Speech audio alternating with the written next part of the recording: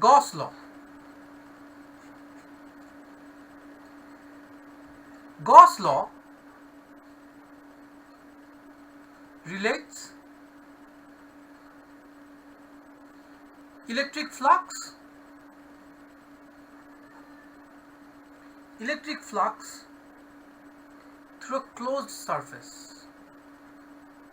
through a closed surface,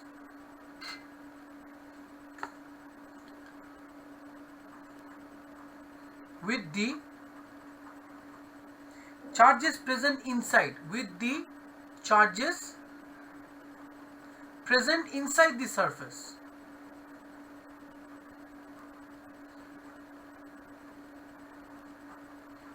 the surface. Let's see what it means. So let's say I have here a charge and we draw a sphere around this charge, an imaginary spherical surface around this charge. So as we know, the electric field lines of this will be perpendicular to this surface like this.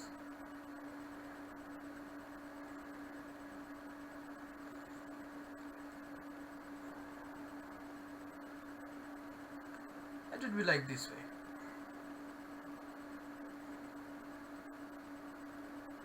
So this is the electric field lines which is radially outward, which is coming out radially outward through this sphere. Right?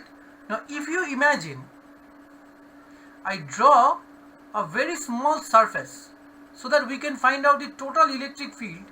We'll do that later. Let us start with a very small surface first. So then what is the normal to this surface? The normal to this surface would be along the direction of electric field only. That means this is ds vector and that one is the electric field vector. Angle between them is 0. So if I take the phi, so phi will be E ds. If I integrate the total ds, what is the angle between the cos of 0 degree? Because the electric field and ds vector both are in the same direction. So angle between them is 0. So if I integrate this, I should get here E close integral ds. So if you add all the ds over this sphere, what will you get? You're going to get the surface area of this sphere. So surface area of this sphere is E into 4 pi r square. So electric field phi is this. Now also for a point charge,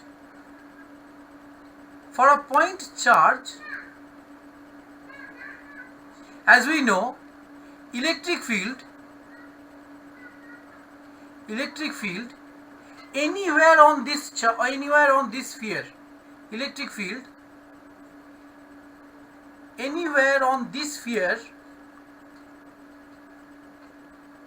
will be what? E equal to 1 by 4 pi epsilon naught q by r square, where r, for this point charge, r is the radius. At this point P, how far is it? This point or this point. Everywhere the electric field over this sphere will be this value only. So if I substitute it here, I will get phi equal to 1 by 4 pi epsilon naught 4 pi r square,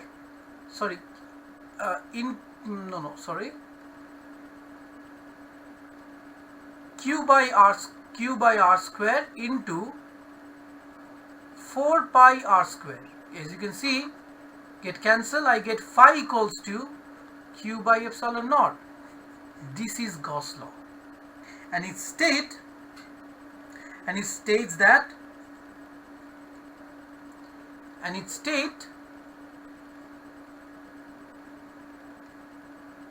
that the electric flux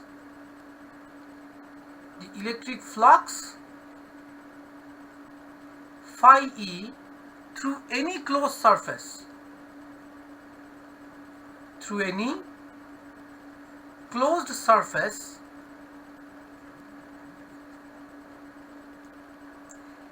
is equal to the net charge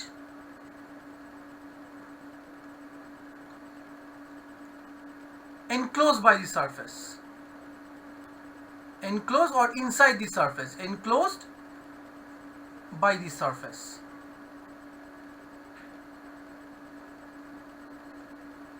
Enclosed by the surface.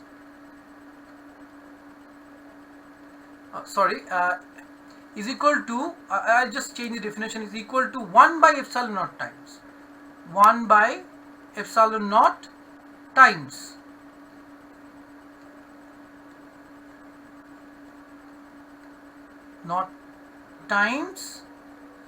the net charge enclosed by the surface. This is Gauss law.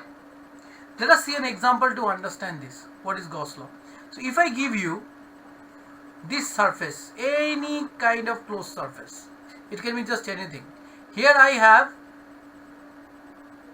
plus 2 coulomb, here I have a minus 3 coulomb, here I have a plus 5 coulomb, then also I have here plus 4 coulomb, here I have plus 4 coulomb, here I have minus 2 coulomb, and so on.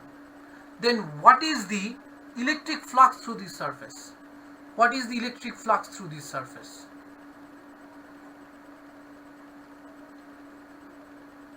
Electric flux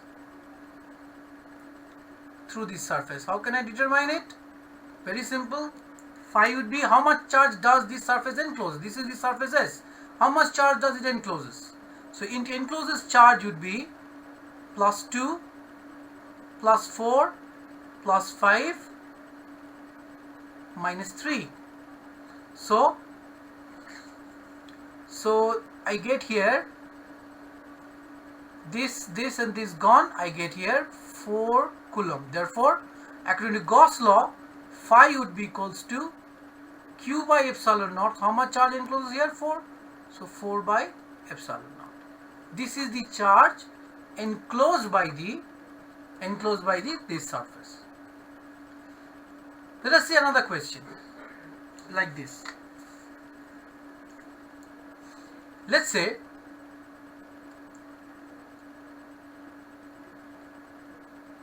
we have a charge here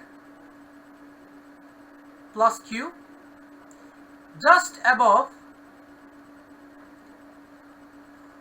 a surface, a square surface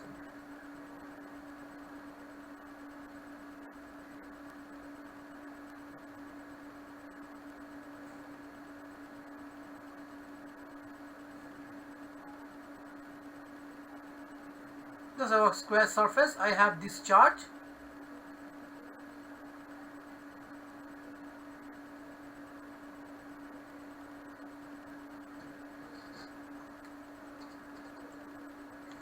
Here is the surface. A plus Q charge just above a surface ABCD.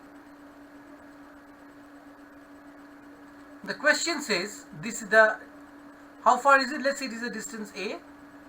The question says find the flux. Find the flux through the surface ABCD. Through the surface ABCD. Note, if you know the flux, you can easily determine electric field. So that's why, if we can determine, that's why Gauss law is so helpful. So if you know flux, from flux you can determine electric field. Correct? So let's see, which we will see in upcoming topics. Right now you see, so if I place a plus Q charge there, so how can I find out? Is it a closed surface? If we can, it is not a closed surface. So somehow if we can imagine, we create an imaginary closed surface, a symmetrical one which best suits this scenario, then we can easily apply Gauss law and determine it. So in order to do that, what we can do, we can make a cube.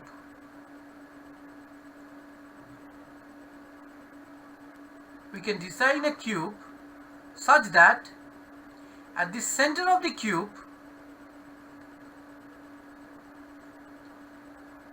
the charge is present. So here is the cube, the imaginary cube we have formed. The cube, this is the charge, and here is our surface. So what we're going to do, we're going to first determine what is the flux through the entire cube, and then how many faces does the cube has.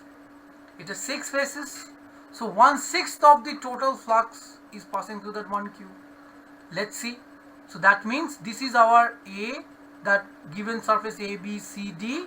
So what to do in this case? What is the flux through the entire cube? Flux through the entire cube would be